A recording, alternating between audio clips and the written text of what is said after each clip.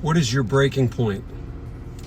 It's a great question to be aware of. I just left the gym. Like, what is your breaking point where you've maxed out? And as leaders, one of the things that we have to be aware of, I'm not very aware of, is other people's breaking point. And we're on this, in 2024, Dakota and I are really focused on trying to figure out, like, how do we attract, how do we train, and how do we, with the goal to retain great talent? How do we attract great talent? How do we train that talent? And then how do we retain that talent? When you're training and coaching and mentoring, you yourself and other people are going to hit their breaking points. And my daughter, Ellie, who works with me, I'll send this to her. I did not get your permission, Ellie, but I'm sure you'll approve of this. Well, I'm not sure that you're going to approve, but I'm doing it anyway. Anyway, Ellie had a really hard day on Friday.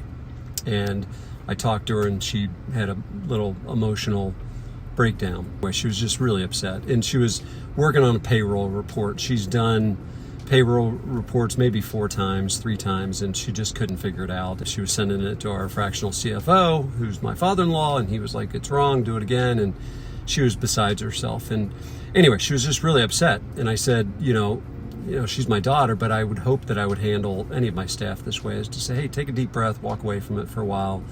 Have you done it before? Do you know how to do it? And she was like, it just doesn't make sense. I suck at math or whatever. And I was like, all right, just relax. It's not the end of the world. Everybody got paid. It's just a payroll report. Well, fast forward into Monday, she figured it out and she had to redo it. And maybe she had to redo it 2 or 3 times. But the point of the message is, like, and we talked in our leadership team about it yesterday, is like, as a leader, you're gonna push people to their breaking point. And one of the questions, Steve brought this up yesterday, is like, when somebody gets to their breaking point, is it because they just don't know how to do it, or they just haven't figured out how to do it yet? They've got to their breaking point and they just can't do it. Like, they're never going to figure it out. And as a leader, that's really hard to discern. Like, when are you I'm pushing my guys, and I'm pushing them to their breaking point. And what I have to be aware of is what their breaking point is, and whether or not they actually GWC. Do they get it, want to have capacity for it? In Ellie's case, she may not enjoy payroll reports, by God, but she figured it out. She knows how to do it. So she's done 4 of them. Way to go, Elle. But that doesn't mean that another person you push to a breaking point and they just can't get it. They don't have the competency for it. And that's really difficult, like competency versus capacity. Do they have the capacity to do it? Do they have the competency to do it? And it's hard.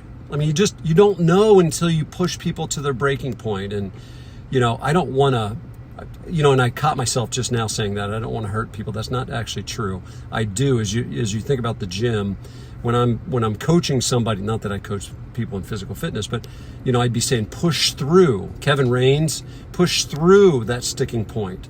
Like, suck it up, man. It's freaking hard. Push through it. And it's painful. And on the other side of pain is accomplishment. It's risky though, right? I mean, this is really hard, very, very murky waters to navigate as a leader.